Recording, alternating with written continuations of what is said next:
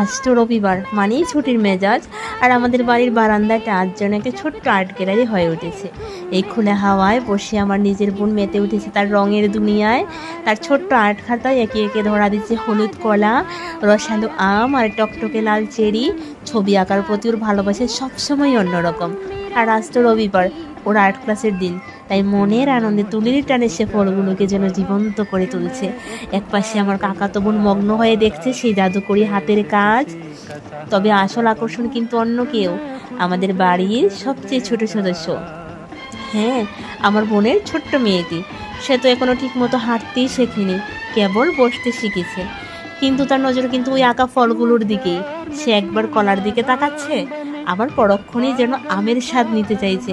সে যেন ভাবছে আগে কোনটা ধরবে, নাকি দুটোই একসাথে মুখে দেবে। ছোট্ট হাতের ইশারায় তার সেই খাওয়ার বায়নার, একদিকে বোনের নিজের খেয়ালে ছবি এঁকে যাওয়া, সব মিলিয়ে বারান্দার এই সকালটায় এক অদ্ভুত মায়ায় জড়িয়ে আছে।